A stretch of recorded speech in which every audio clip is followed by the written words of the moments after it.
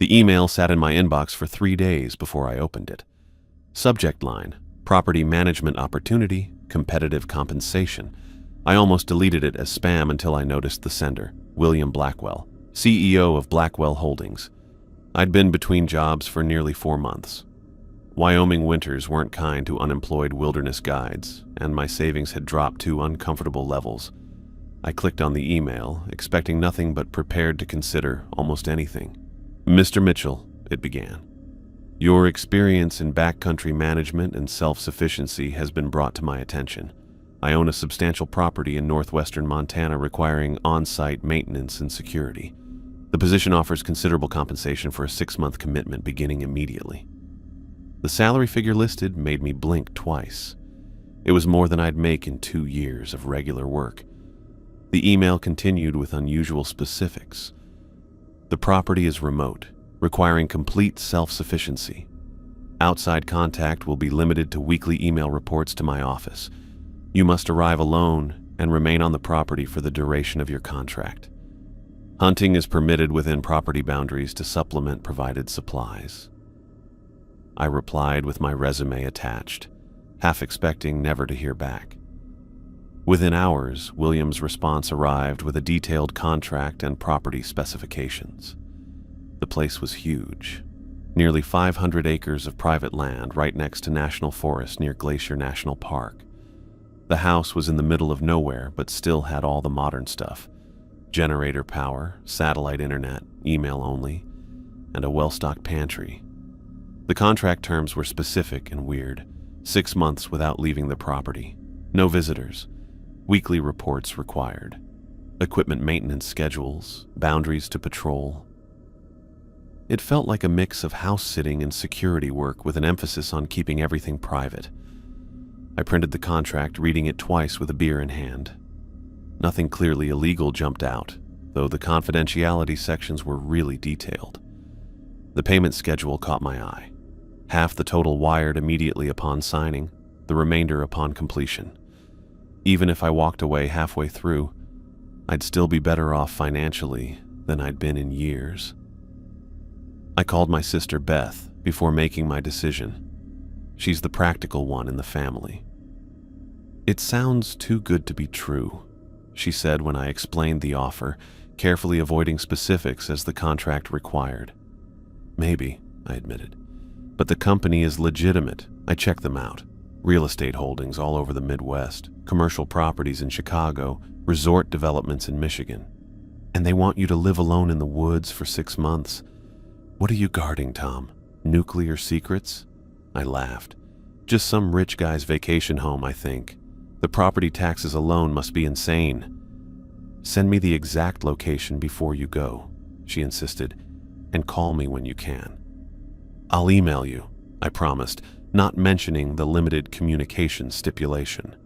That night, I signed the contract and sent it back to William's office in Chicago. Within 20 minutes, my phone buzzed with a banking alert. The first payment had already shown up. The money sitting in my account put my worries to rest. The next morning, I started packing my truck. I took my time, being careful about what I'd need for 6 months alone. My hunting rifle and shotgun, fishing gear, extra ammo, tools for any repairs I might have to fix myself, winter clothes, boots, and enough canned food to add to whatever was already there. Books, since there wouldn't be any Netflix on the crappy satellite internet. A good first aid kit and meds. I couldn't just run to CVS where I was going. The drive north from Wyoming took me through places I knew that started to look different as I crossed into Montana. The mountains got bigger, the trees more packed together. I'd lived in the wilderness most of my adult life, but I had this weird feeling about this trip, like I'd been on this exact road before. "That's weird," I said aloud to myself as I recognized a particular mountain silhouette I couldn't possibly have seen before. The feeling faded as quickly as it had come, and I chalked it up to excitement about the new job. The GPS coordinates led me toward the western edge of Glacier National Park, down increasingly narrow and remote roads. Cell service disappeared about an hour after I passed through Missoula. By late afternoon, I reached Kalispell, the last significant town before my destination. I pulled into a large outfitter's store, deciding to make one final supply run. Inside, I grabbed extra ammunition, more batteries, additional non-perishable food, and heavy-duty winter gear. Montana winters were notorious, especially in the mountains. The older man at the register made small talk as he rang up my purchases. "Quite the haul," he commented, looking over my selections. "You headed up for hunting season?" "Not exactly," I said, taking a job managing a property up near Hungry Horse. His hands slowed on the register. "The Blackwell place?" I looked up from my wallet, surprised. "Yeah, actually. You know it?" The man's expression changed, something passing across his face that I couldn't quite read. He finished ringing up my items without meeting my eyes. "Been through a lot of caretakers, that property," he said finally, handing me my receipt. "What do you mean by that?" I asked. He shrugged, already turning to the next customer. "Just saying. People don't tend to stay long." I loaded the supplies into my already packed truck, ignoring what he said. Every small town had its gossip and stories. I checked my directions one last time and pulled back onto the road, driving toward the mountains as the afternoon went on. The roads got narrower and more twisted as I drove deeper into the Montana wilderness. My truck struggled on some of the steeper inclines, the engine making noise as I navigated hairpin turns that seemed to double back on themselves. Thick pine forests crowded the edges of the gravel road, branches occasionally scraping against my windows when the path narrowed. After nearly 3 hours of driving from Kalispell, I rounded a final bend and saw it, the Blackwell property. The house stood with dense forest and jagged mountain slopes behind it, larger than I'd expected. It was built in a rustic mountain style with large timber beams and a wide covered porch, but there was something commanding about it. Even though it was in this remote corner near Hungry Horse, the place looked surprisingly well kept. I pulled up to the front and cut the engine. The sudden silence hit me first. A quiet broken only by the ticking of my cooling engine and distant bird calls. I grabbed my bag and the keys William had sent via courier to my Wyoming address before stepping out. The air felt different here, cooler, with a pine smell that was nice to breathe in. I took a moment to look around, seeing the neat gravel driveway, the trimmed path leading to the front door, the carefully stacked firewood along the side of the house. For a place supposedly needing a caretaker, it seemed already well taken care of. The front door unlocked with a solid click. I pushed it open and stepped inside, my boots making sounds on polished hardwood floors. The difference between outside and inside caught me off guard. While the outside was all rustic mountain charm, the interior was surprisingly modern and upscale. The main room had high ceilings with exposed beams, but they framed recessed lighting and modern fixtures. A large leather sectional sat across from a stone fireplace, with built-in bookshelves full of hardcovers on both sides. The kitchen opened to the main living area, with granite countertops, stainless steel appliances, and what looked like professional-grade cooking equipment. "Not exactly roughing it," I muttered to myself as I set my bag down. I walked around the first floor, seeing more fancy stuff, a wine fridge, a nice TV setup, though I remembered the contract said there was no satellite TV, and artwork that looked really expensive to me. In the kitchen, a thick binder was sitting on the center island with "Property Management" printed on its spine. Next to it was a sealed envelope with my name written in nice handwriting. I opened the envelope first, finding a short typed note. "Mr. Mitchell, welcome to the property. Everything you need to know is in the manual. Remember our agreement. Complete isolation, weekly reports, property boundaries maintained. The pantry and freezer are fully stocked. Hunting zones are marked on the provided maps. Your first report is due in 7 days. William Blackwell." The shortness of the note matched the all-business tone of our email exchanges. I put it aside and opened the binder. Inside was a well-organized manual. Daily maintenance schedules, seasonal tasks, emergency plans, maps of the property with boundaries marked in bold red lines, and detailed info about the house systems. The property was even larger than I'd realized. Nearly 500 acres of private land backed up against national forest. The maps showed several outbuildings, a lake to the north, and hunting zones marked in green. Red lines showed where the property ended, with specific notes about keeping up fences and boundary markers. After looking through the manual, I decided to unload my truck and check the utilities before it got dark. The generator was kept in a small outbuilding about 50 yards from the main house, a fancy model with automatic switching and enough power for the entire property. The fuel tanks were nearly full, and according to the maintenance log hanging nearby, had been fixed up just 2 weeks earlier. The water came from a well system with thorough filtration. Again, everything looked recently taken care of, with new filters and chemicals neatly lined up on shelves. I checked the satellite internet equipment set up on the roof, making sure the signal strength showed it was working. Back inside, I tried my cell phone. No service, as expected. I turned on the computer in the small office off the main living area. The system connected to the internet.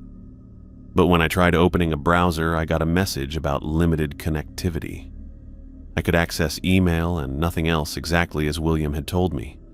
I sent a quick email to my sister. Beth, made it to the property.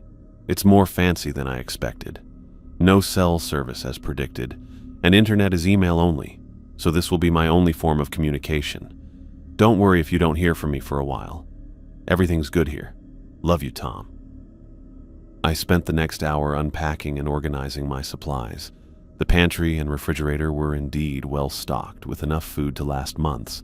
Canned goods, freezer-packed meats, dry staples, even wine and spirits. I added my own supplies to the mix, arranging my gear in what appeared to be a mudroom off the kitchen. As evening approached, I made a simple dinner and took it to the back deck overlooking the forest. The property sloped gently from the house before disappearing into thick trees. Mountains rose in the distance, their peaks catching the last golden light of day. It was peaceful, beautiful even. That's when I noticed something odd. The forest, which had been filled with bird calls and the rustle of small animals, suddenly went quiet. The silence spread like a wave across the woods, moving from east to west. In the distance, a group of deer burst from the tree line, running full tilt across an open area before disappearing into the forest again. I stood up, peering into the darkening woods, trying to spot what might have spooked them. Nothing moved. No predators emerged. After several minutes of watching, I went back to my meal. But the silence lingered, unnatural and heavy. By the time I finished eating, darkness had fallen completely, and the forest had become an impenetrable wall of black beyond the reach of the deck lights. I went inside, securing the door behind me. I spent the evening going through the house more thoroughly, checking closets, examining the basement, which contained a workshop area and wine cellar, and reading more of the detailed manual. I couldn't shake a feeling of being watched, catching myself glancing repeatedly at the large windows that faced the woods. When I finally went to bed in the master bedroom upstairs, exhaustion from the long drive should have knocked me out immediately. Instead, I found myself staring at the ceiling, listening to the strange new sounds of the house. The hum of the refrigerator, the occasional creak of timber, the soft whir of the heating system. Just as I was drifting off, a sound cut through the night. Something between a howl and a human scream. Distant but clear enough to snap me fully awake. I sat up, heart pounding, trying to identify what animal could make such a noise. In my years as a wilderness guide, I'd heard wolves, cougars, even the strange calls of elk during rut. But this was different. Higher pitched, almost agonized. The sound came again, closer this time, followed by silence. I got up and went to the window, peering out into the darkness. The property's exterior lights illuminated the immediate grounds, but beyond that was absolute darkness. I saw nothing moving, no glint of eyes in the woods.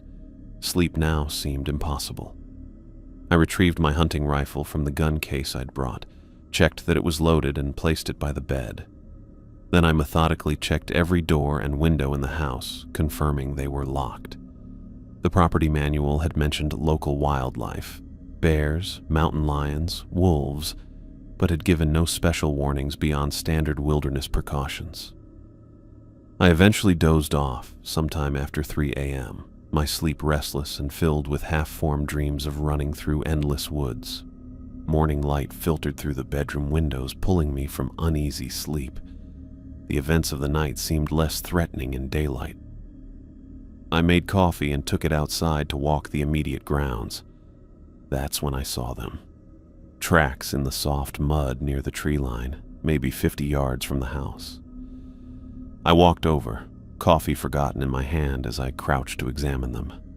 They were unlike anything I'd ever seen, too large for any normal woodland animal, each print nearly 15 inches long. The shape was the most disturbing part. They had an almost human-like arrangement, but with elongated toes that ended in what looked like claw marks gouged deep into the earth. The stride length between prints was massive, suggesting something that moved with incredible speed. I walked along the tracks, following them to where they disappeared into the forest. They came from the north, circled the house at a distance, and then returned in the same direction. Whatever had made them had been watching the house.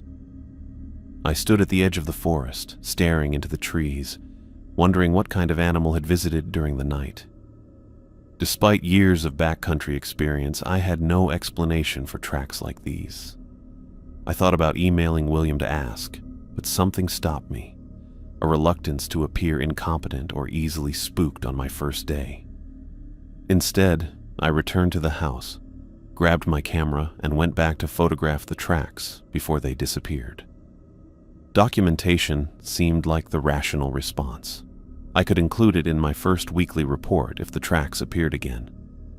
The rest of the day passed in practical tasks, organizing supplies, familiarizing myself with the generator maintenance procedures, walking some of the nearby property boundaries marked with red blazes on trees. I kept my rifle with me, slung over my shoulder, and found myself repeatedly scanning the forest edge, looking for movement. That night, I closed all the curtains before dark and kept a fire going in the large stone fireplace. The strange sounds didn't return, but as I sat reading one of the books from the shelf, I couldn't shake the feeling that something out in those woods was waiting, watching. My first day at the Blackwell property had left me with more questions than answers. I woke up early the next morning, my mind still stuck on those strange tracks. After a quick breakfast, I decided to check what the house had and what I still needed. The pantry was pretty well stocked, but I noticed a few practical items missing. Extra batteries for my flashlights, a better first aid kit than I'd brought, and some tools for taking care of the property's exterior. Going into town sounded good too. I felt nervous about spending another full day alone on the property after what I'd seen. Getting out for a few hours seemed smart. I found a local map in the office drawer that showed Coram as the nearest small town, about 20 miles from the property. I tucked my wallet into my back pocket, grabbed my keys, and headed out to my truck. The morning air was fresh and cool, the forest quiet but normal. Birds called from the trees, and I spotted a chipmunk running across the gravel driveway. The drive to town took me down the same winding roads I'd traveled to reach the property. In daylight, the route seemed less scary, the forest less gloomy. Still, I kept thinking about those tracks, so large and nothing like anything I'd seen before. Coram wasn't much more than a wide spot in the road, a small cluster of buildings surrounded by scattered houses. I spotted a general store with gas pumps out front, a post office, and what looked like a diner at the far end of the main street. A few pickup trucks and older cars sat parked along the roadside. I pulled into the general store parking lot and cut the engine. The building was a 2-story wooden structure with Sullivan's General Store painted in faded red letters across the front. A bell jingled as I pushed open the door, stepping into a shop that smelled of coffee, wood, and various household goods. A woman behind the counter looked up as I entered. She had auburn hair pulled back in a ponytail. When she saw me, she smiled like she knew me. "Thomas Mitchell, back already?" she called out cheerfully. I thought you usually came in on Thursdays." I stopped in my tracks, surprised. I had never been to this store before, and certainly hadn't told anyone my name. "I'm sorry, have we met?" I asked, approaching the counter. The woman's smile hesitated a little. "Very funny, Tom. You've been coming in every week for, well, it must be years now." She looked at my face with growing concern. "Are you feeling okay?" "I just arrived at the Blackwell property yesterday," I said carefully. "This is my first time in Coram." A few other customers in the store looked over at our conversation. An older man checking out fishing lures nodded at me. "Mitchell," he acknowledged. "Good to see you. Got any luck with those night fishing spots I told you about last month?" I felt a chill. I'd never seen this man before in my life. The woman behind the counter must be Emma Sullivan, going by the store name. She gave a little laugh that didn't seem real. "Tom, you're being weird. You've been the caretaker up at the Blackwell place for ages. You always buy the same things. Coffee, those specific batteries for your weather station, and beef jerky." Another customer, a middle-aged woman by the canned goods, nodded. "You helped my son when his car broke down last winter, Mr. Mitchell. Don't you remember?" I felt lightheaded, like the floor beneath me had suddenly tilted. These people were absolutely convinced they knew me. "I think there's been some misunderstanding," I said, trying to keep my voice steady. "I just took this job. I signed the contract with William Blackwell last week." Emma's face changed a bit. She looked worried or scared for a second. She looked at a wall calendar behind the counter. "Well," she said with forced brightness, "memory can play tricks on all of us. What can I help you with today?" I wanted to press the issue, but the other customers had gone back to their shopping, though I caught them looking at me. I didn't want to make a scene, so I quickly grabbed the supplies I needed: batteries, tools, a better first aid kit, and some other necessities. When I brought everything to the counter, Emma rang me up quickly, her earlier friendliness replaced with a cold politeness. "That'll be $43.27, she said, not quite meeting my eyes. I handed her my credit card. As she processed the payment, she leaned forward slightly and lowered her voice. "Be careful up there, Tom. The full moon's coming in a couple weeks." Before I could ask what she meant, she straightened up and handed me my receipt with a professional smile. "Have a good day now." I grabbed my bags and headed for the door, my thoughts all over the place. When I stepped outside, an old guy who'd been leaning against the store wall came up to me. He had on a worn-out trucker hat and a thick white mustache that stood out against his tan, wrinkled face. "Mitchell," he said gruffly. "Got a minute?" I hesitated, then nodded cautiously.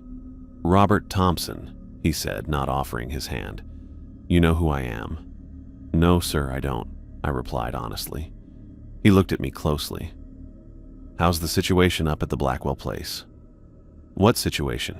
I asked. Robert took a step back, looking confused. "You really don't remember, do you?" He shook his head. "Sorry to bother you. Must have been mistaken." He turned and walked away before I could ask him anything else, leaving me standing there with my bags of supplies and a sick feeling in my stomach. I decided to stop at the diner before going back home. Maybe some food would help clear my head. The small restaurant was at the end of the main street, one of those roadside diners with chrome and big windows. Inside, the place was about half full. A few truckers were at the counter, while families and couples sat in some of the booths. I picked an empty booth near the back and sat down, putting my shopping bags next to me. A young blonde waitress came over with a pot of coffee and a mug, which she put in front of me without asking. "Hey, Tom," she said with an easy smile. "The usual today?" I stared at her name tag, Judy, trying to place her face and coming up empty. "What would my usual be?" I asked carefully. She laughed. "Very funny. Denver omelet, hash browns extra crispy, sourdough toast. Same as every Thursday for the past 5 years." Her smile dropped when she saw my expression. "Tom, you okay?" "I've never been here before," I said, my voice coming out harder than I intended. Judy took a small step back, her green eyes looking confused. But you come in every Thursday morning. You always sit in this booth. You like your coffee black. You read the paper while you eat. And you always leave a $5 tip no matter what you order. I grabbed the edge of the table. What's today's date? Judy pointed to a small calendar taped beside the register. October 17th. I pulled out my phone and checked the date. October 17th. But that couldn't be right. I'd arrived at the property on October 5th. That was yesterday, wasn't it?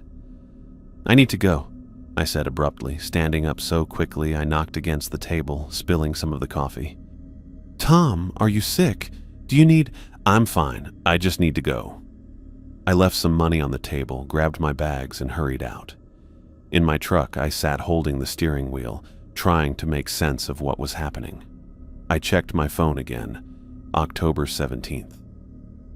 I scrolled through my call history and found my last call to my sister Beth on October 4th, the day before I arrived at the property.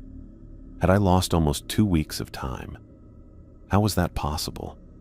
And how did these people know me when I'd never met them before? The drive back to the Blackwell property was a blur. My mind kept cycling through possibilities, each more worrying than the last. Maybe I was having some kind of breakdown.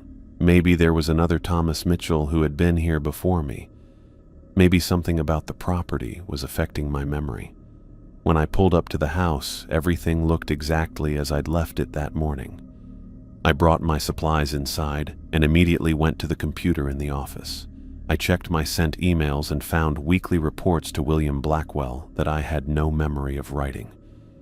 The first dated October 8th, the second October 15th.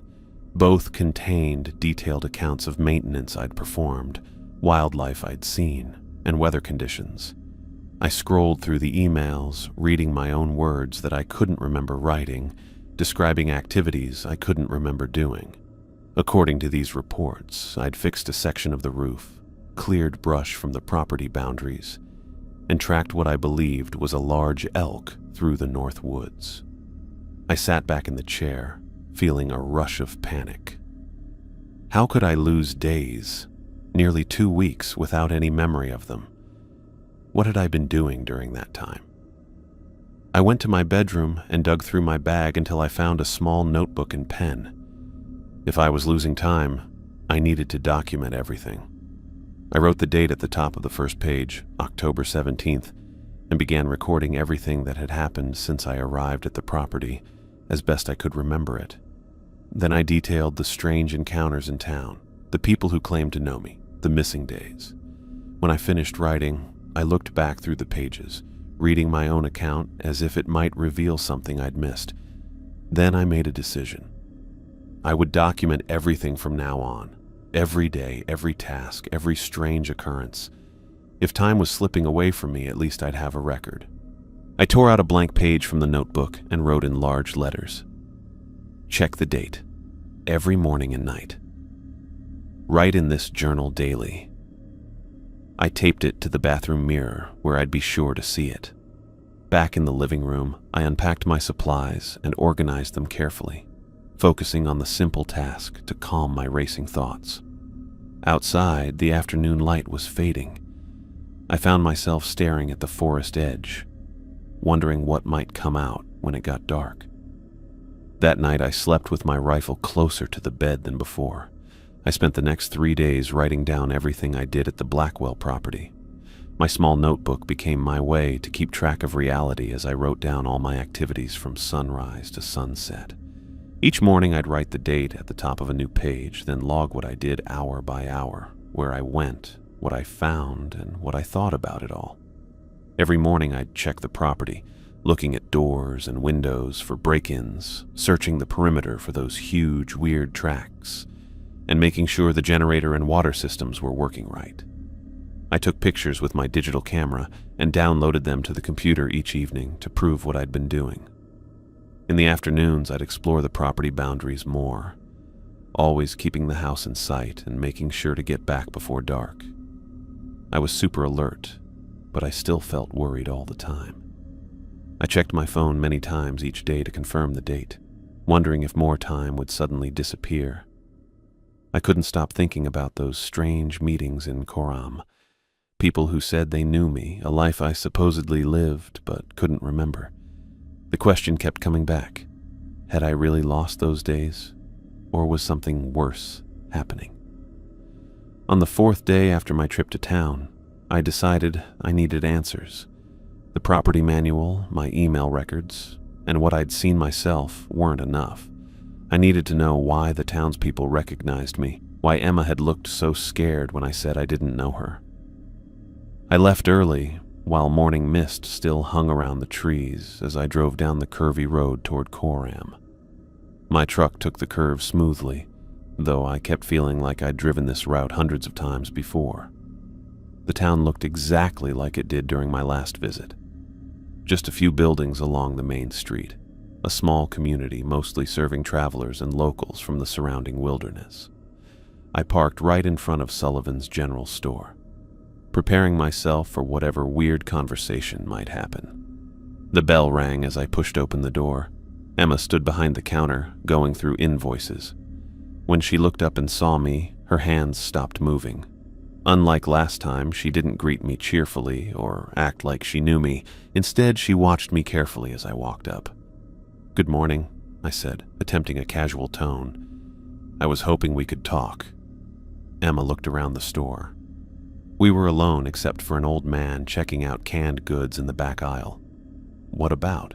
she asked, her voice carefully neutral. "You know who I am," I said, keeping my voice low. "Last time I was here, you called me by name before I introduced myself. You said I'd been coming here for years." Emma's fingers tightened around the pen she was holding. "People make mistakes. It wasn't just you. Half the town seems to know me." I leaned in closer. "I need to understand what's happening up at the Blackwell property. I think you know something."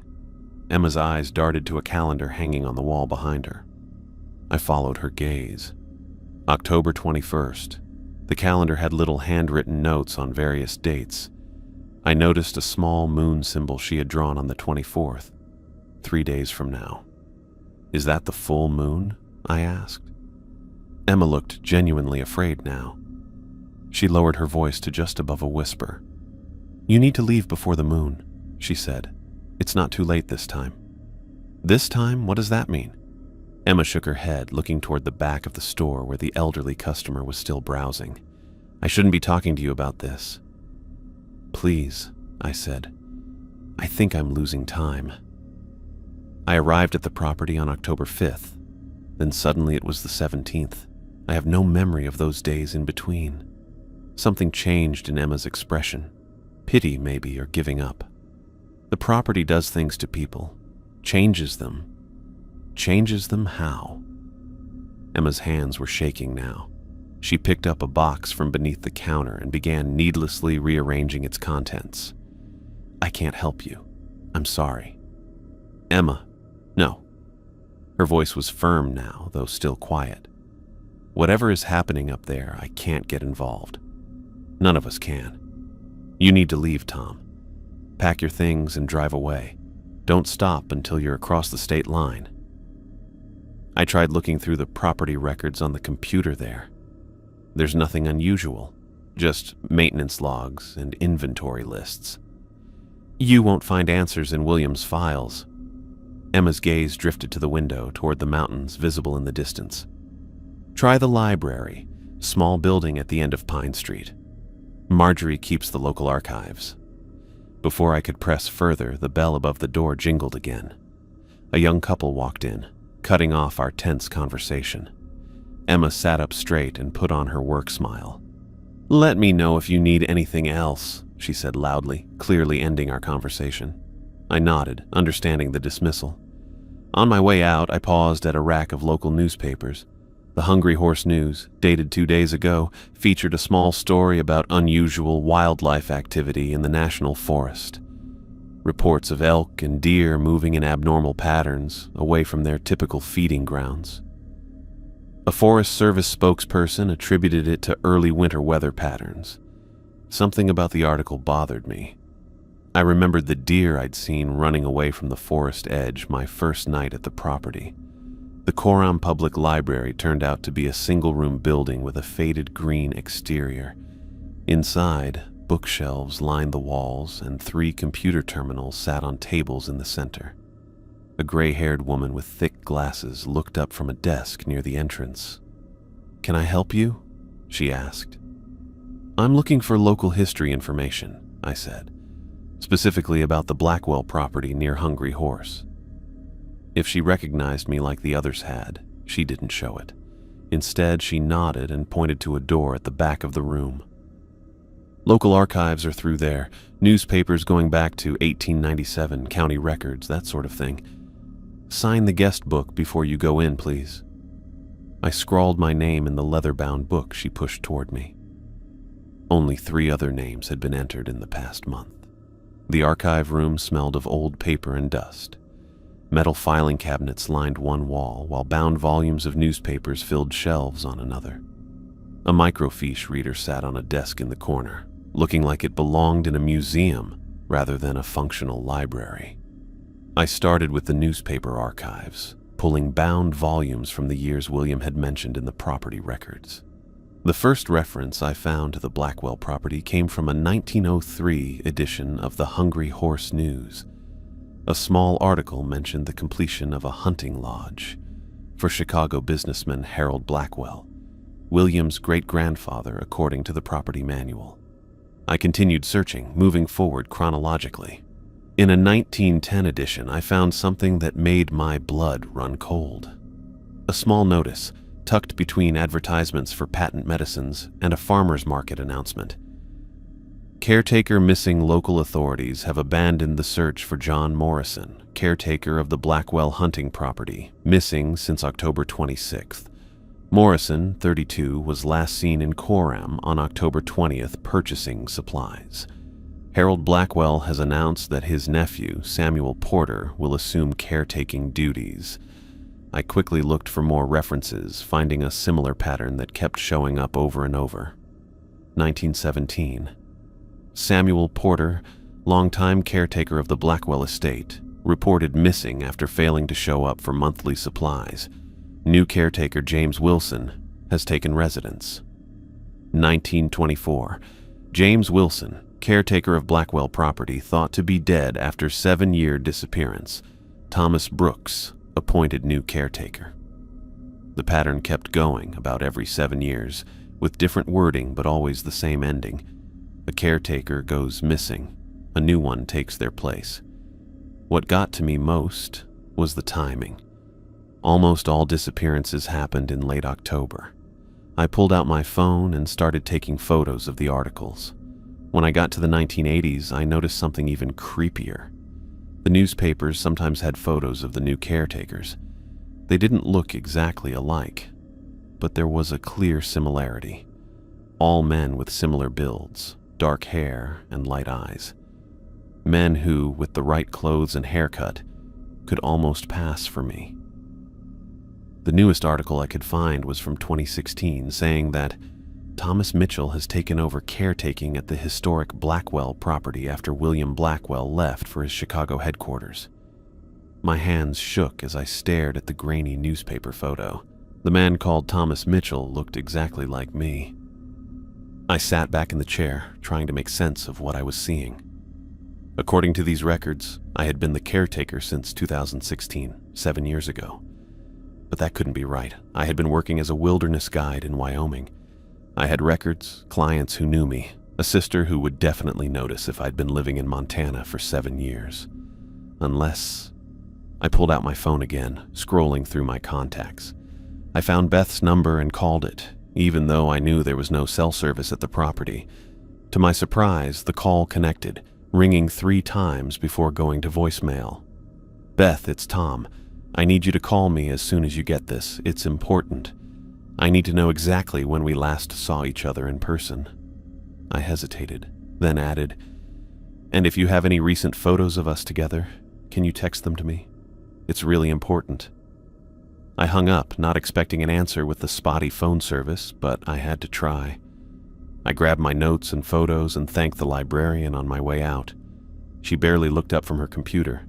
Back in my truck, I sat for a bit, sorting out my thoughts. The records showed people disappearing every 7 years, always around the October full moon. I kept hearing Emma's words. You need to leave before the moon. I had to get as much info as I could about the property before the full moon in 3 days. If something strange was really happening, I needed proof, not just to convince others, but to make sure I wasn't losing my mind. The drive back took longer than it should have.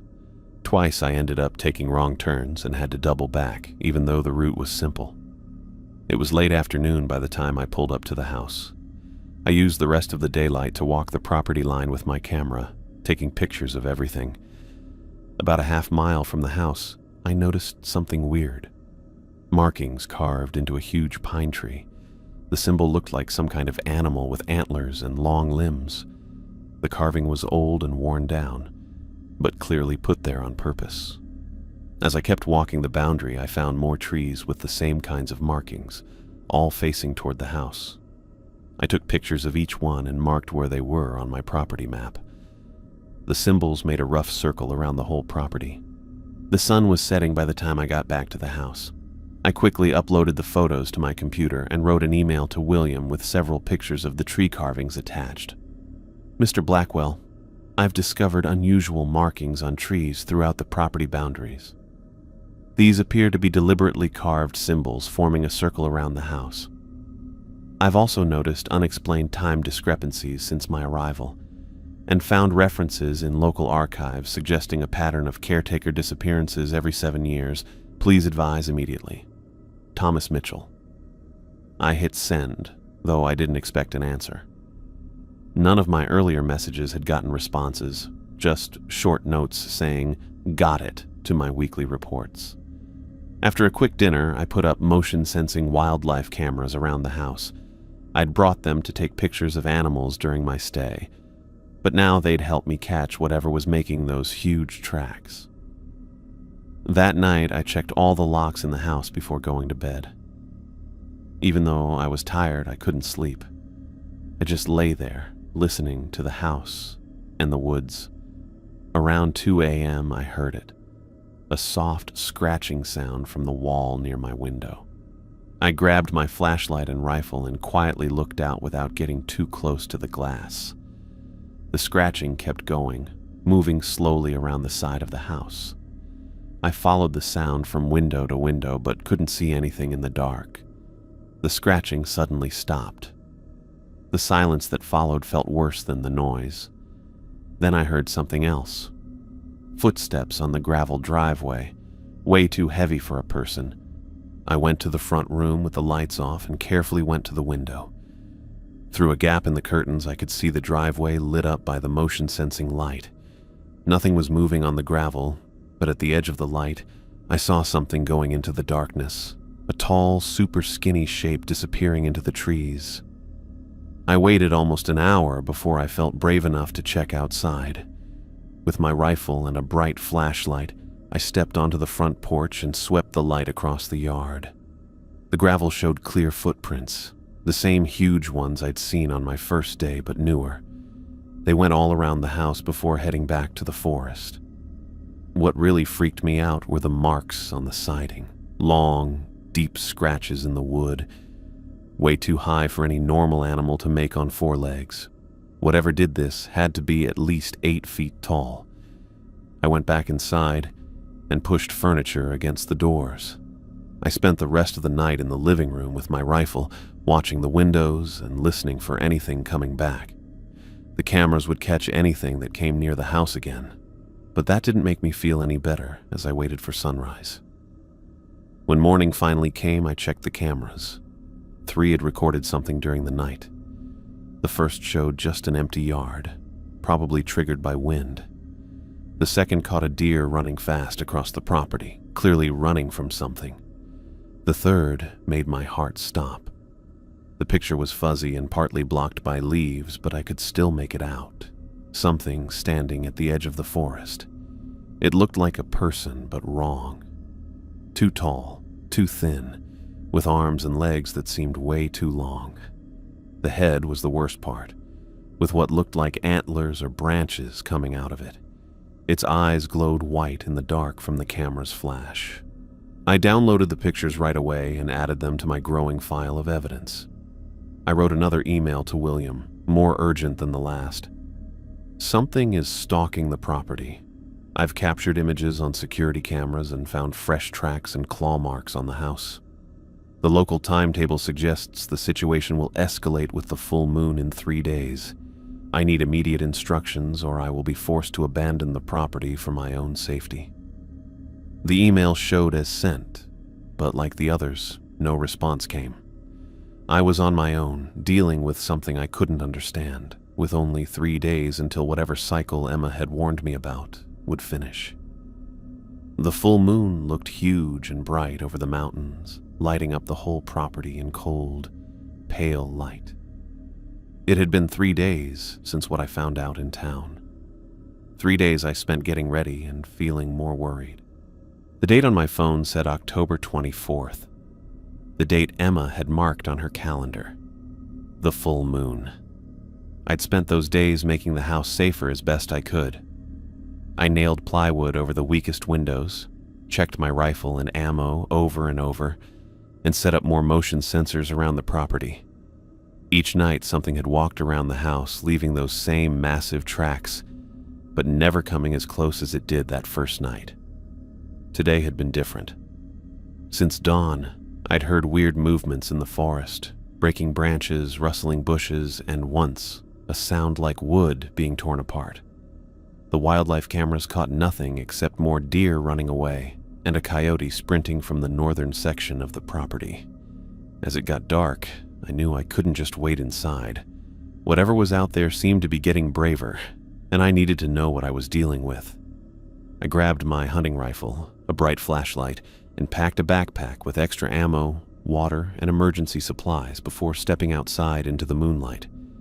The night air hit me like ice water, way colder than normal for October in Montana. My breath made thick clouds that hung in the air before fading. There were no normal night sounds at all.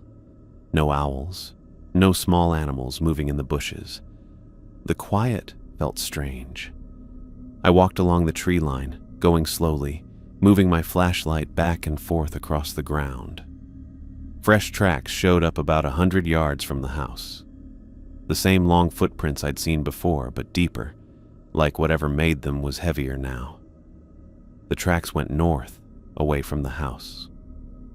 I followed them, keeping my finger near the trigger of my rifle. The trail went through thicker forest, sometimes doubling back or going around trees. It looked like how a predator moves when hunting. 2 miles from the house, I saw the forest opening up ahead. Through gaps in the trees, I could see moonlight bouncing off something in a clearing. I got more careful, crouching low and using the trees to hide behind. The clearing showed up suddenly, a perfect circle about 50 feet across with no trees in it. The pines around it leaned away from the open space instead of toward it, which looked really strange. In the center was what looked like an altar, a rectangular stone slab about 4 feet high, weathered and really old. Even from the edge of the clearing, I could see dark stains across its surface. The stains looked old, but in the moonlight, they seemed almost wet. Strange symbols had been carved into the ground around the altar, forming concentric circles. They matched the symbols I'd found on the trees marking the property boundary. I turned off my flashlight and let my eyes adjust to the moonlight. Something about this place made me want to be quiet and careful. The air felt different here, heavy and stale as if nothing had moved it for years. A twig snapped in the forest behind me. I spun around, raising my rifle, looking hard into the darkness between the trees. My eyes struggled to spot shapes in the shadows. Something moved to my left, a tall, dark figure ducking behind a tree. I turned quickly, trying to follow it. "Hello?" I called out, immediately regretting breaking the silence. A low, rattling sound answered, like bones clicking together. I backed toward the edge of the clearing, pulling my flashlight from my pocket with one hand while keeping the rifle raised with the other. Whatever was out there seemed to be circling me, staying just beyond where I could see. The movement stopped. The forest went completely silent. I turned on my flashlight, moving its beam across the tree line. The light caught it mid-step, coming out from between two huge pines. What I saw wasn't possible. The creature was at least 8 feet tall. Its body looked like a human form stretched way too long. Its arms hung down past its knees, ending in hands with fingers twice as long as they should be, with curved black claws at the ends. The skin looked like old, cracked gray bark, pulled tight over bones. But its head, its head was a deer skull, white in the moonlight, with antlers all twisted and weird, branching out like crooked fingers reaching up. Where the eyes should have been empty, small dots of dull red light burned, staring right at me. It stood completely still, only its chest moving up and down slowly. Then its jaw opened, much wider than any deer's should, and from that impossible mouth came the same scream I'd heard my first night on the property. The sound made me freeze with fear. My training kicked in. I fired twice, the shots breaking the night silence. Both bullets hit the middle of its chest where the heart should be. The creature didn't even flinch. It just tilted its skull head, like it was confused by what I did. I fired again, aiming for the head this time. The bullet hit the skull, breaking off a piece of bone near the eye socket. The creature pulled back, not in pain but in anger. It charged. I ran. Branches hit my face as I crashed through the forest, heading back toward the house. I could hear it behind me, not running but moving with long, weird steps, breaking through the woods easily. It didn't sound tired or rushed, just following me without stopping. I looked back and saw it catching up, moving in a strange way that still let it move fast. The house came into view, its windows bright from the lights I'd left on. I sprinted across the open yard, trying to grab my keys. The creature stopped at the tree line. I got to the porch, shoved the key into the lock, and threw myself inside, slamming the door behind me. My hands were shaking as I turned the lock, then dragged a heavy bookcase in front of the door just to be safe. Through the window, I could see it standing at the edge of the forest, skull head pointing up at the moon. It let out another cry, a sound halfway between a human scream and an animal's dying wail. Then it stepped forward into the yard. I ran from window to window, making sure everything was locked. The plywood I'd nailed up now seemed like a joke compared to how strong that thing was. A scratching sound came from the east side of the house, claws on wood siding. I grabbed my rifle again and moved to the kitchen, staying away from the windows.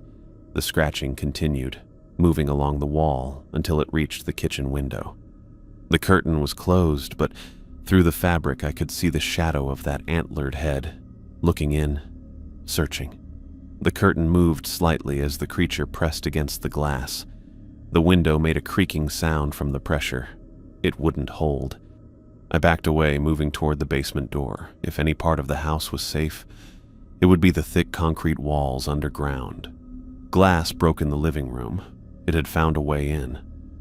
I heard heavy footsteps on the wooden floor, then the sound of furniture being knocked over. I threw open the basement door and went down the stairs, closing and locking it behind me. The basement was finished but didn't have much furniture. A storage area, laundry room, and what looked like a home office space. No windows, only one door. I dragged a heavy metal filing cabinet in front of the door, then added a workbench and whatever else I could find. The creature walked through the house above me, breaking things. Wood cracking, glass shattering, heavy objects being thrown across rooms. I backed into the corner farthest from the door, rifle raised, eyes locked on the barrier I'd made. I couldn't stop my hands from shaking. I was covered in sweat even though it was cold. The footsteps stopped right above me. The floorboards creaked as the creature seemed to stand in one place like it was listening or sensing something. Then the basement door handle turned. Once. Twice. The door shook as something heavy slammed against it. I raised the rifle, aiming at the door, though I knew bullets didn't do much to the thing. Again, the door shook from being hit. The filing cabinet slid back an inch, but stayed in place. Another hit, and one of the door hinges bent a little. Then, surprisingly, the attack stopped. I heard the creature moving away, its footsteps getting quieter across the floor above. For hours, I listened to it moving through the house. It seemed to be searching carefully, room by room, opening closets, moving furniture. Sometimes it would come back to the basement door, push or scratch it, then leave again. What was it looking for? Around 3 a.m., according to my watch, I heard it in what must have been William's office. The sound of breaking glass and splintering wood was followed by a different noise, papers being shuffled, drawers opened and closed. The creature wasn't just destroying. It was searching for something specific. Another hour passed with similar sounds, destruction followed by what seemed like careful examination. Finally, around 4 a.m., the house went quiet. I tried hard to hear any movement above. Nothing. Had it left? I couldn't make myself go check. The barrier I'd built against the door looked sad now in the beam of my flashlight. If that thing decided to come through, nothing would stop it. I stayed in my corner, rifle across my knees, listening to the silence and waiting for dawn. Light came in around the edges of the basement door. Dawn had come. I sat still in the corner, rifle still in my hands, listening for any sound from above. The house had been quiet for almost 2 hours, but I wasn't taking chances. My muscles hurt from staying in the same position all night, and my mouth was dry from thirst and fear. Another 15 minutes passed before I got the courage to go to the barricade I'd built. I moved the filing cabinet and workbench inch by inch, cringing at every scrape against the concrete floor. At the door, I pressed my ear against the wood and held my breath, listening. Nothing. I turned the knob slowly and pushed the door open just enough to look through. The hallway was empty, with pale morning light coming through the broken windows. Taking a deep breath, I raised my rifle and stepped out. The damage was everywhere. The beautiful house I'd liked just weeks ago was totally trashed. Furniture was thrown around in broken piles. The leather sectional was ripped apart, with stuffing all over the floor. Every window was broken, letting in the cold morning air. Deep cuts ran through the walls, going through drywall to the wooden supports inside. In the kitchen, cabinets hung from broken hinges. Dishes and glasses were smashed across the tile floor. The refrigerator door had been torn completely off, its contents thrown around and partly eaten, raw meat packages ripped open, butter containers smashed. I moved carefully toward the front door, looking around for any sign of that impossible creature. Outside, the yard looked empty. The forest was quiet in the morning light. No birds sang, no squirrels made noise. The silence felt wrong. I knew I couldn't stay. Whatever that thing was, it would come back. The bullets hadn't stopped it, hadn't even slowed it down. My only chance was to get as far away as possible. I packed quickly, grabbing only essentials, clothes, food that wasn't wrecked, my weapons and ammunition, first aid supplies, and the journal where I'd written everything down. I shoved it all into my backpack and duffel bag, then did one last check of the house. In William's office, papers covered the floor. The desk was flipped over, its drawers pulled out and emptied. The computer monitor was smashed against the wall. Whatever the creature had been searching for, I hoped it hadn't found it. I grabbed my bags and hurried to my truck, always looking over my shoulder. The vehicle started on the first try, and I almost cried with relief. I backed down the driveway and onto the access road, then floored the gas pedal. The speedometer went up as I raced away from the property, heading toward Whitefish, the nearest real town with police, hotels, and people who might help. The further I drove, the easier I could breathe. My hands slowly stopped shaking. I was getting away. I was going to be safe. I drove for 30 minutes, following the main road that should have taken me to Columbia Falls and then to Whitefish. The road curved through thick forest before opening into a clearing. I froze in panic. Ahead was the Blackwell house. I slammed on the brakes, skidding to a stop in the gravel driveway. This wasn't possible. I'd been driving away from the property, following the only road out. I threw the truck into reverse, backed up, and turned around. This time I checked the map on my phone, making sure I was heading west on Highway 2. I drove faster this time, watching the road carefully, noting landmarks. A fallen tree, a weird-looking rock, a small stream going under the road. After 45 minutes, I came to a bend in the road that seemed familiar. My stomach dropped as the trees opened up, showing the Blackwell house again. "No," I whispered, pounding the steering wheel. "No, no, no." I pulled over, trying to make sense of what was happening. My phone's GPS showed me 20 miles west of the property, yet here I was, staring at it again. I needed to be more methodical. I took out a pen and paper, drawing a rough map of the area. This time I'd go east toward Hungry Horse, carefully marking my route. I'd pay attention to every turn, every landmark. The truck rumbled to life again, and I started driving east. I made notes at each mile marker, each turn in the road. I drove for over an hour, the mountains of Glacier National Park rising in the distance. The road curved around a large hill, then went down into a valley. The Blackwell house stood at the end of the road. I felt a rush of panic. I slammed on the accelerator, the truck's engine roaring as I sped past the property. I'd take any road, any direction, north, south, it didn't matter. I just needed to get away.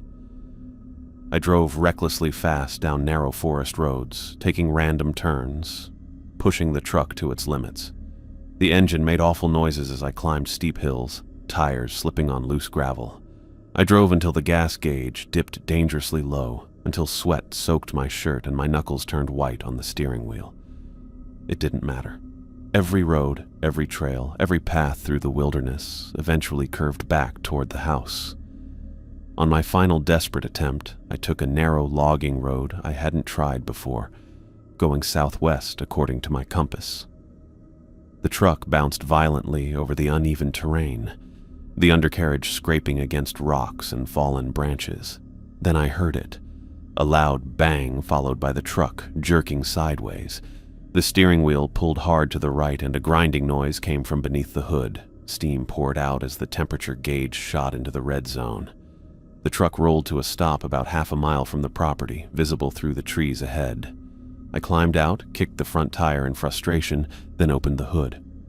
The damage was obvious, a broken axle and a cracked radiator. The truck wasn't going anywhere. I grabbed my backpack and rifle, abandoning the rest of my supplies. As I started the long walk back to the house, I noticed something I hadn't seen before. On a tree to my right, partially hidden by moss, was a carved symbol, the same symbol I'd seen at the stone altar in the clearing. I looked around more carefully. Another symbol marked a large boulder 20 feet away, and another on a tree beyond that. I followed them, moving perpendicular to the path back to the house.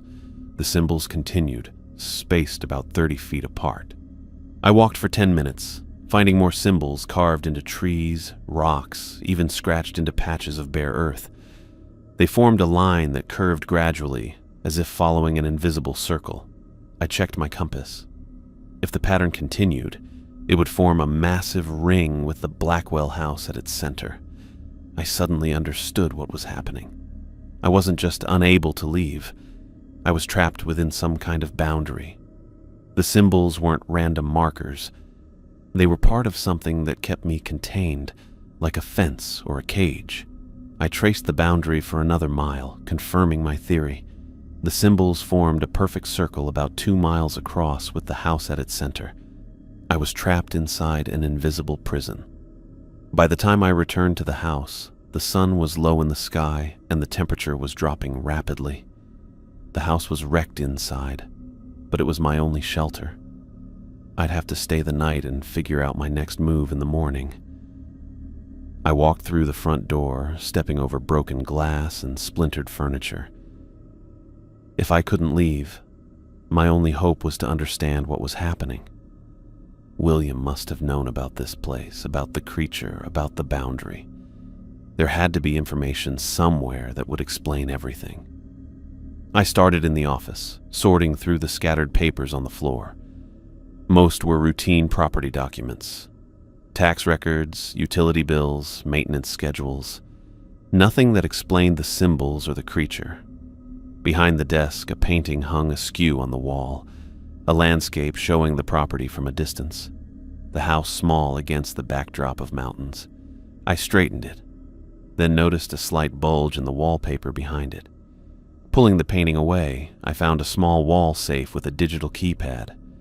I tried the obvious combinations: William's birthday from the property records, the year the house was built, the address.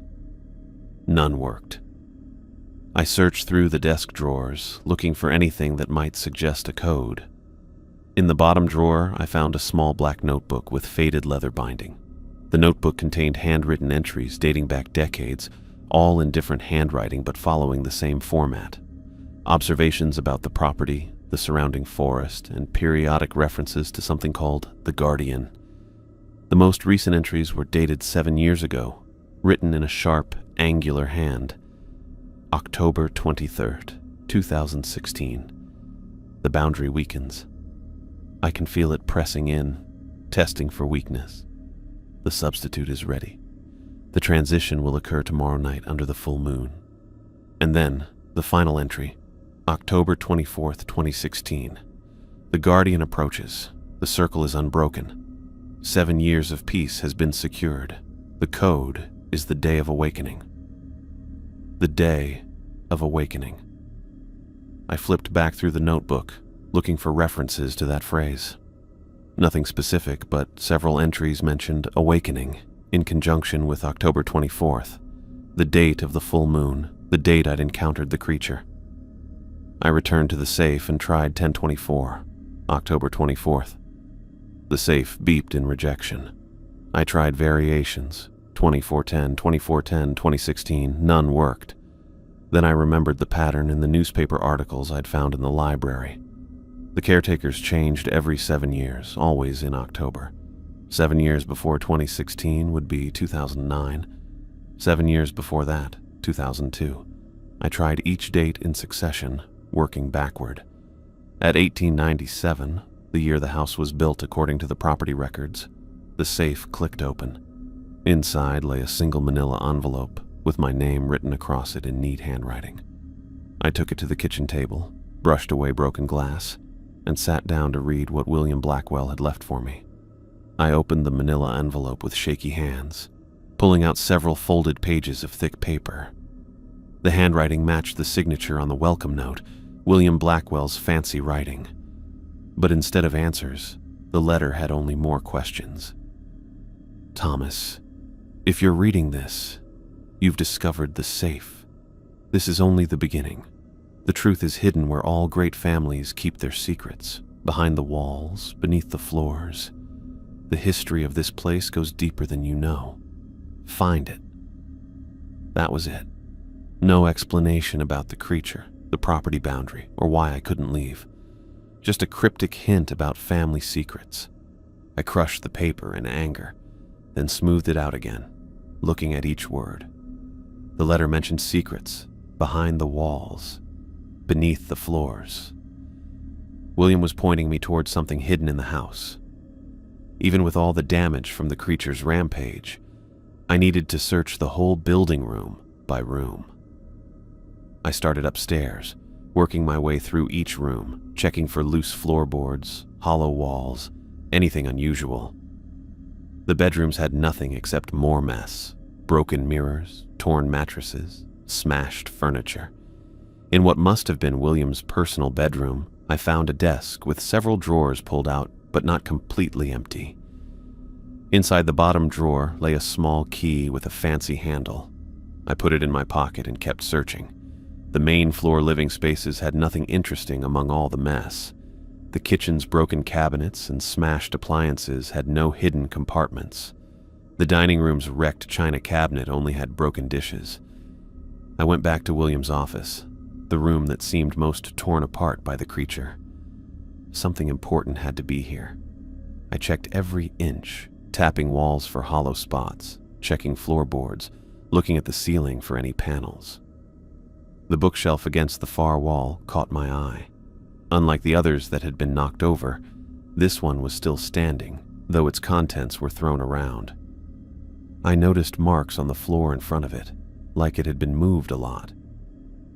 I pushed against the side of the bookcase and it swung outward easily, showing a doorway behind it. The door was heavy oak, with a small keyhole that looked like it might fit the key I'd found. Taking a deep breath, I put in the key. It turned with a solid click, and the door swung inward without making a sound. Inside was a small room lined with filing cabinets and display cases. This had to be what William wanted me to find.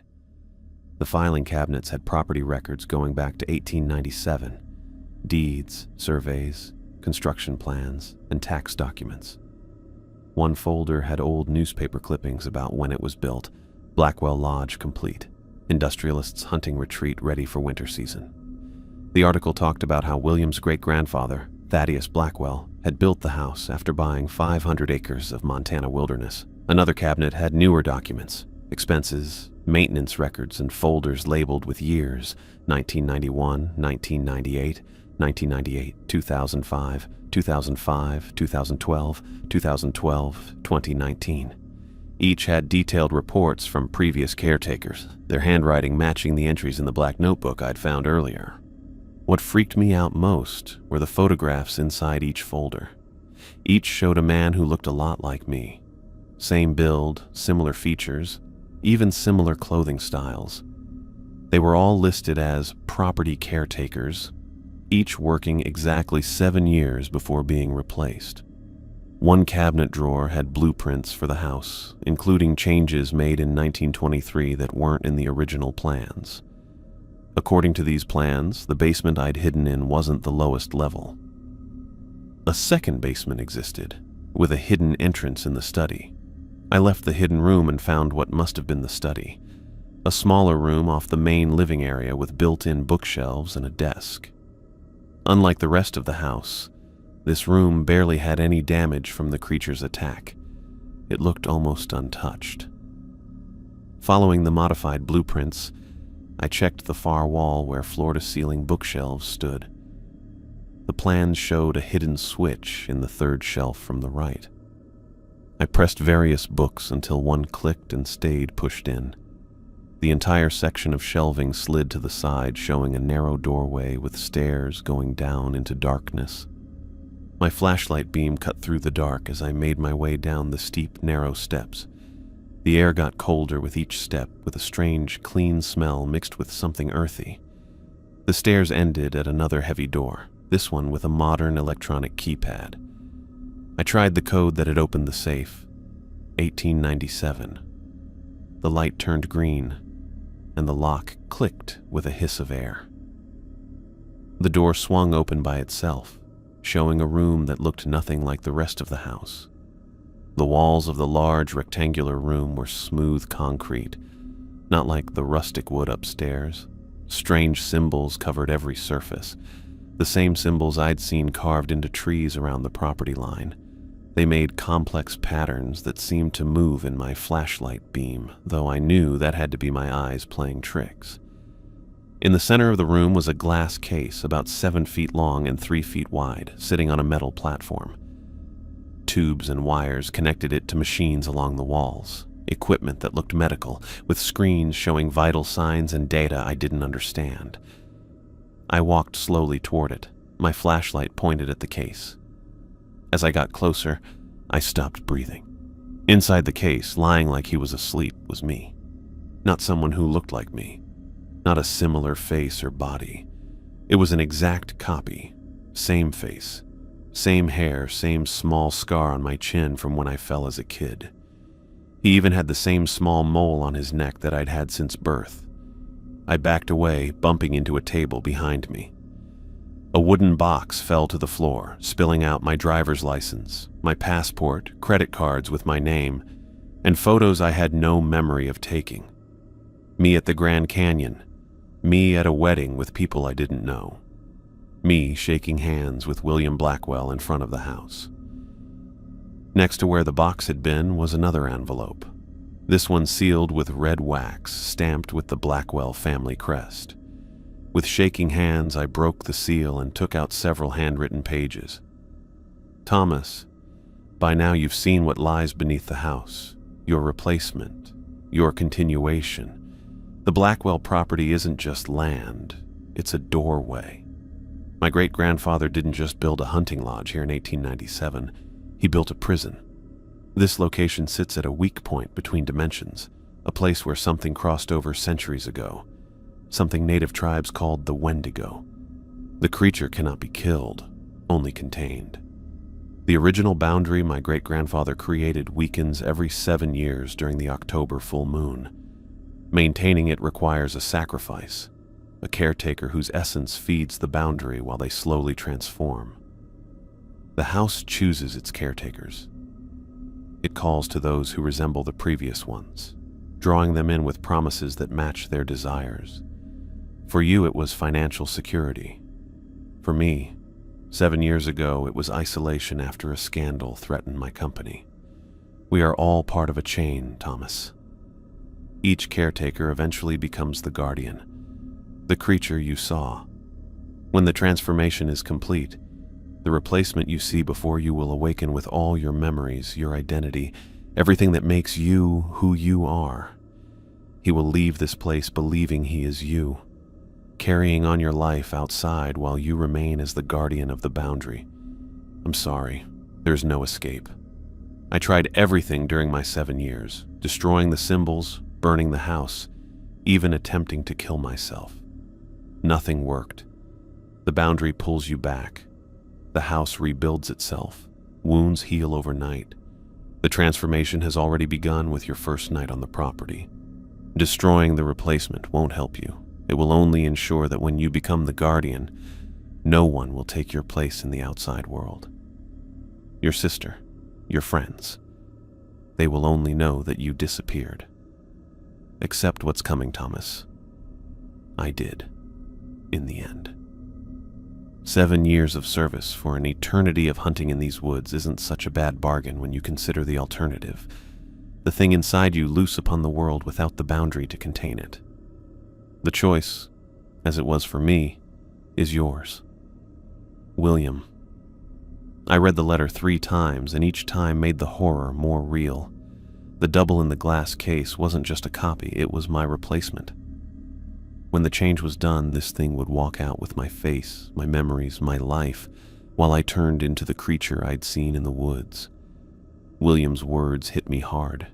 He had been the caretaker before me. He had turned into the creature, the Wendigo. And now, it was my turn. I looked back at my sleeping double. Its chest went up and down steadily, with tubes feeding whatever kept it in this half-alive state. According to William, it already had everything that made me who I was. My memories, my personality, my identity. It would leave here thinking it was me while I stayed here, turned into something not human. I put my hand on the glass case, feeling how cool it was. My reflection lined up with the double's face, so I couldn't tell where I ended and it began. I got the true horror of the Blackwell property, not just that I'd turned into a monster, but that I'd be replaced so completely that no one would ever know I was gone. I pulled my hand away from the glass case like it burned me. My reflection and the sleeping copy under the glass mixed together. One would take my place in the world, while I was going to become a monster. No, I said out loud, my voice echoing in the concrete chamber.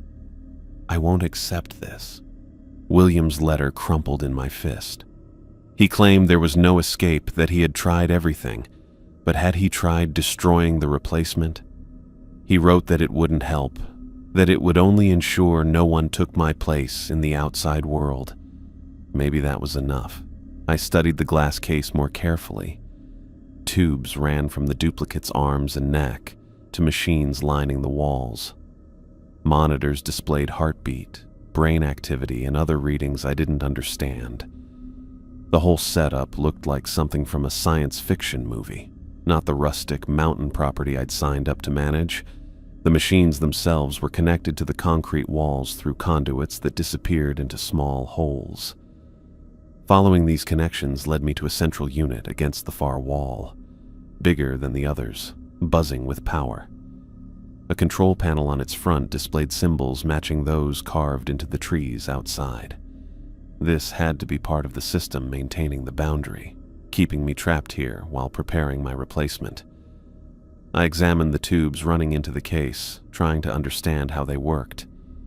Each connected to a different machine, carrying fluids or electrical signals to the duplicate. Near the head of the case, I found what looked like an emergency release, a red lever behind a thin glass panel. Whether it was for safety or maintenance, it might be my way to interrupt this horrible process. I smashed the glass with the butt of my flashlight and pulled the lever. A hissing sound filled the room as pressure equalized. Lights on the surrounding machines flashed from green to yellow to red. Warning messages appeared on screens, but I ignored them. The top of the glass case slowly lifted, releasing a cloud of cold vapor. I backed away, suddenly uncertain. What would happen if the duplicate woke up? Would it have my memories already? My thoughts? As the vapor cleared, the duplicate's eyes snapped open, my eyes staring up at the ceiling. I felt goosebumps as he sat up robotically, tubes still connected to his body. His movements were stiff and jerky. He turned his head toward me, but his look seemed unfocused. Those eyes, my eyes, looked empty. Nothing like the consciousness William had promised would be there. This thing wasn't me yet. It was just a shell waiting to be filled. A crash sounded from upstairs, followed by heavy footsteps. The Wendigo had returned to the property. I needed to act fast. Next to the control panel, I spotted a small utility room. Inside, I found tools, spare parts, and several containers of chemicals. One was labeled kerosene, heating backup. It was nearly full. Grabbing the container, I returned to the main chamber. The duplicate had disconnected some of the tubes from its arms and was trying to stand. Upstairs, furniture scraped across the floor as the creature moved through the house. I unscrewed the cap from the kerosene container and began pouring it over the machines, starting with the central unit.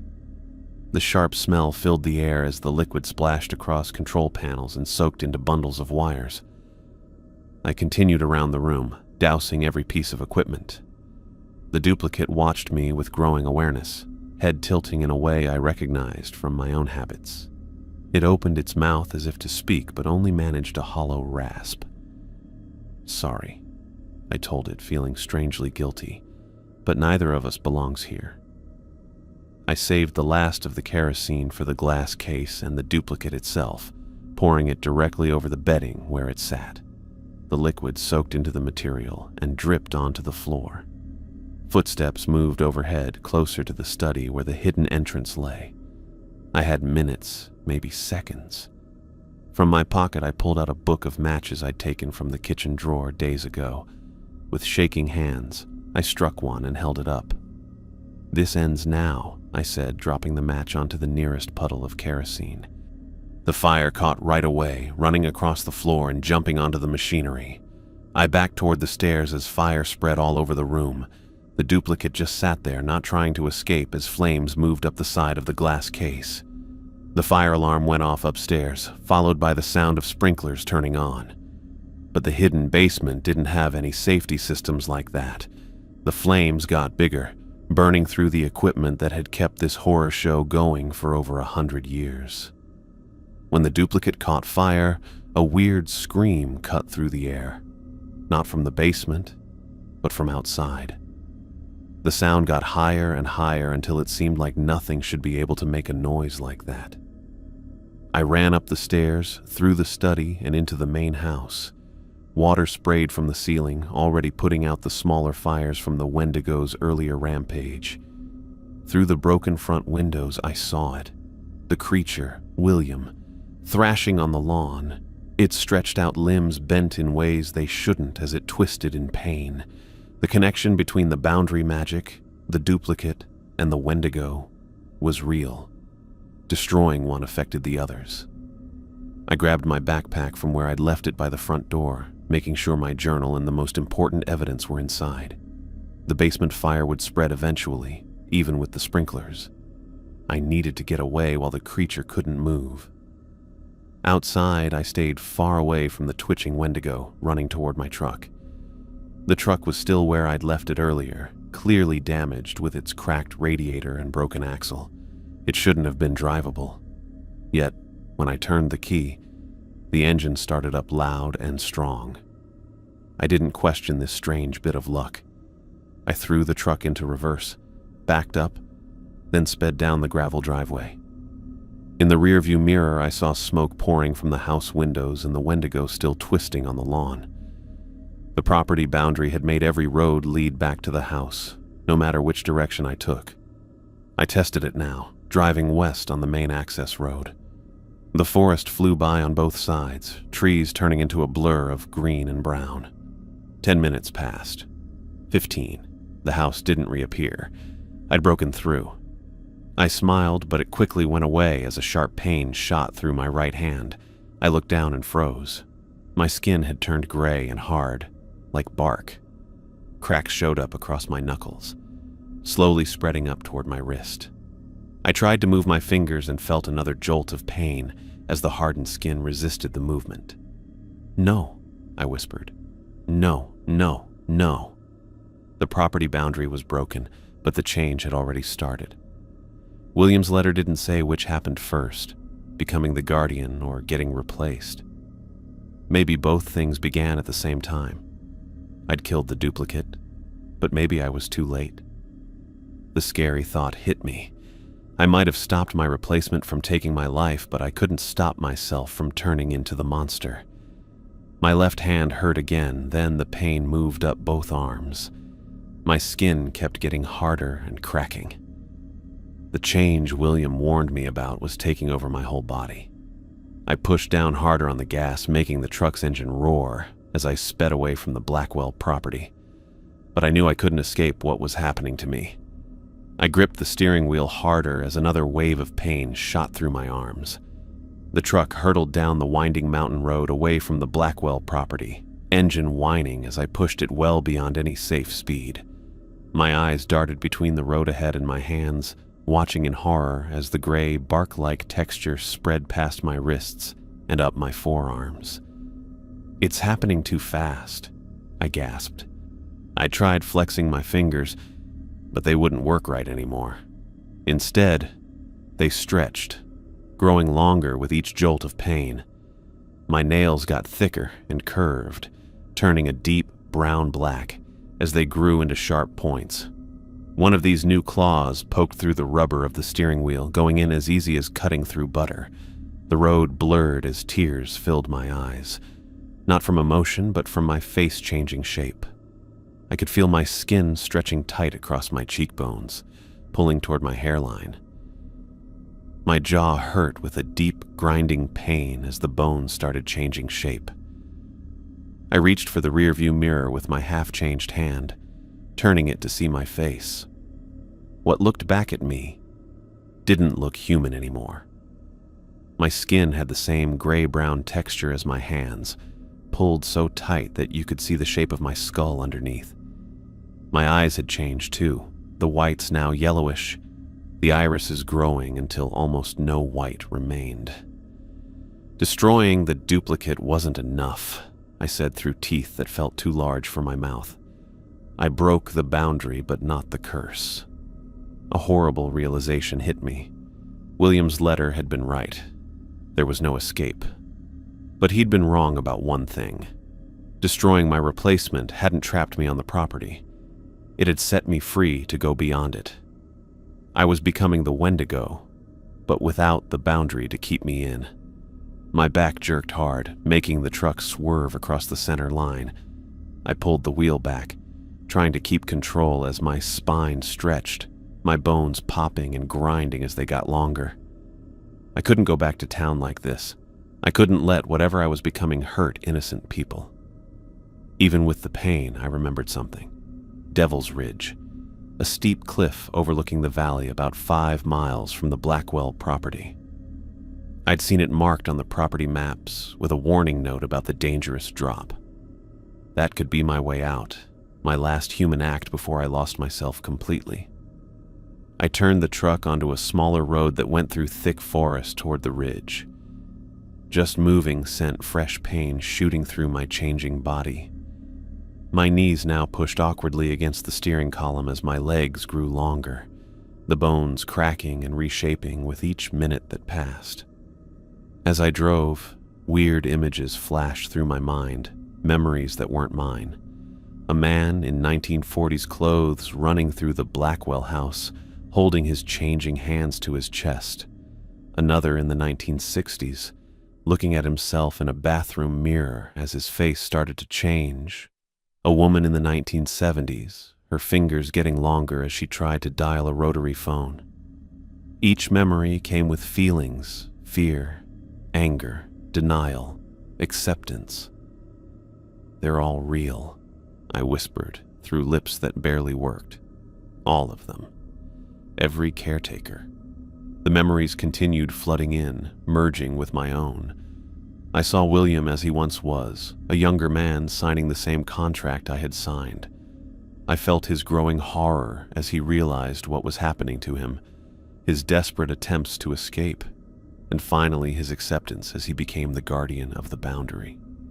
The road steepened as I approached Devil's Ridge. Through the trees ahead, I caught glimpses of open sky where the cliff dropped away. I pushed the gas pedal to the floor with a foot that barely fit in my shoe anymore. More memories burst into my consciousness. Hundreds of years of guardians, each beginning as a caretaker lured by promises that matched their desires. The property cycling through periods of abandonment and occupation, always finding someone new, always continuing the very old ritual started by Thaddeus Blackwell, and older memories too, from before there was a house, before there were boundaries, the original Wendigo's hunger, its endless wandering, the indigenous people who first trapped it on this spot of land. Thaddeus Blackwell hadn't created the prison. He'd merely modified one that already existed, using the creature's power for his own purposes. The trees opened up to reveal the cliff edge ahead, a sheer drop of several hundred feet to jagged rocks below. I aimed the truck straight for it, my misshapen foot heavy on the accelerator. "This ends now," I said through a mouthful of teeth too sharp and numerous to be human. The truck shot forward toward the edge. In the seconds before impact, I felt strangely calm. This was my final choice as Thomas Mitchell, to stop whatever I was becoming from hurting others. The front tires left the ground and the truck hung in the air for what felt like too long. Then gravity kicked in and the vehicle started to fall. I closed my eyes, waiting for the crash that would end everything. It never came. Instead, I felt like something pulled, threw me from the vehicle. My body smashed through the driver's side window like it was shot out by something I couldn't see. While the truck kept falling, I was somehow tossed in the air before hitting hard against some rocks about 20 feet below the cliff edge. I heard the truck crash at the bottom of the valley. I lay there shocked, thinking I would die from my injuries, but I didn't. Instead, my body kept changing even faster now, bones fixing themselves while they got longer and changed shape. I tried to scream, but the sound that came out was that same weird cry I'd heard from the woods my first night at the Blackwell property. My jaw stretched forward as more teeth kept growing in. My skull changing shape felt like it was ripping me apart.